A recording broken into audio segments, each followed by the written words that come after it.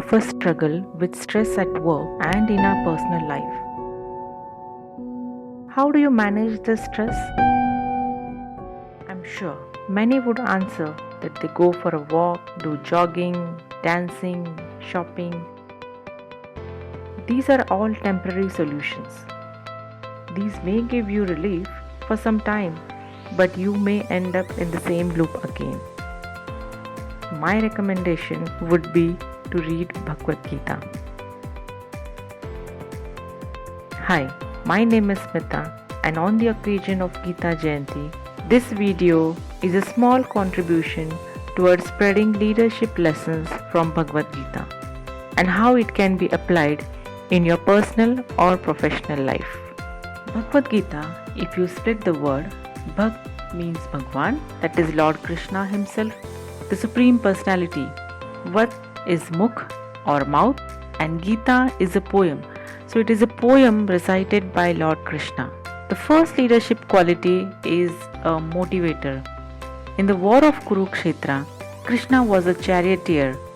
Before the war could start, Arjuna asked Krishna to draw his chariot in between the two armies to see whom he is going to fight with. After looking at his own relatives, friends, in-laws and well-wishers, he was overwhelmed with compassion. He was in great distress. Arjuna had almost given up and was not ready to fight. This is when Lord Krishna recited Bhagavad Gita to Arjuna and motivated him to fight. He did not force him. With the recitation of Bhagavad Gita, Arjuna was highly motivated because he could understand the goal of his life. Similarly, a leader day in, day out has to ensure that his team is motivated to do work and achieve planned goals. It should not be a forceful activity, otherwise, your team will not perform well. The second leadership quality is flexibility. Lord Krishna has played different roles during his existence on earth. He was a child, a brother, a charioteer, a warrior, a disciple, a guru, a cowherd, and beloved of gopis. This is how Lord Krishna has set an example for us. As a leader, one has to be flexible in taking up different roles. Leaders should perform operationally in and out of the team. At times, they need to contribute as one of the team members, and at times they should act out of team, observing their team and ensuring that they are capable enough to deliver expected results, and of course should support them in all possible ways. The third leadership quality is ownership. Now this reminds me of the Karma Yoga.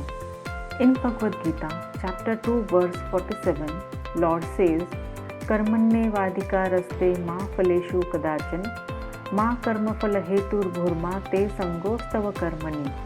This means you have a right to perform your prescribed duty, but you are not entitled to the fruits of action.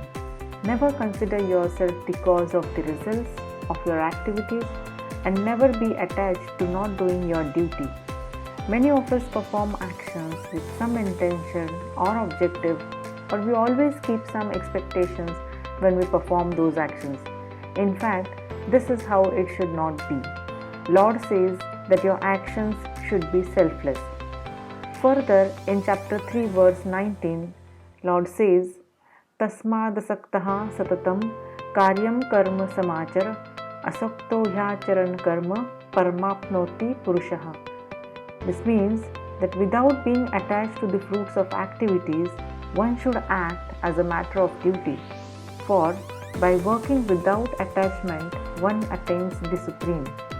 Mostly in the corporate world, I have seen employees envy of their colleagues when their colleagues are promoted or recognized. Few are also seen cribbing about they not being recognized.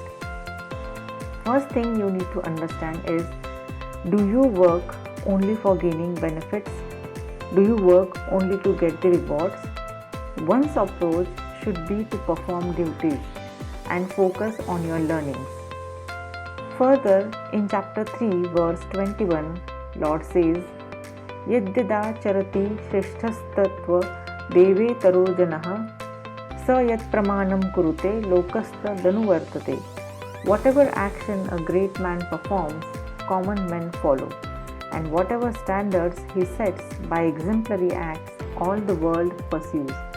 Now, this is the definition of leadership by example. A leader has to set standards for his followers because his team is going to learn from him. Lord Krishna has set an example for us. Now, this can also be applied to parenting as well. Kids learn just by observing and looking at their parents or teachers. Learnings from Bhagavad Gita are so beautiful that you can apply this in all aspects of your life. The fourth quality of a leader is being humble. Krishna was a charioteer of Arjuna's chariot. Though he is Supreme Lord, he doesn't hesitate to take up this role. Similarly, true leaders are those who will never hesitate to take up different roles when the need be. They are always ready to perform service. The fifth quality is empowering. Leaders empower their team members to make decisions, to perform bigger roles. They show trust in their members and are always ready to support them so that they could achieve their goals and feel confident about it. In the war of Kurukshetra, Lord Krishna himself could have killed all Kauravas, all by himself. But he wanted Arjun to be Nimitta Matra. That is, via Arjun he has established Dharma. In fact, Lord Krishna supported him every moment. Similarly, leaders empower their team members and support them to succeed. Leaders, in fact, create new leaders. With this, I would also like to encourage all listeners to read Bhagavad Gita and practice it in your lives and share it with your near and dear ones. Thank you.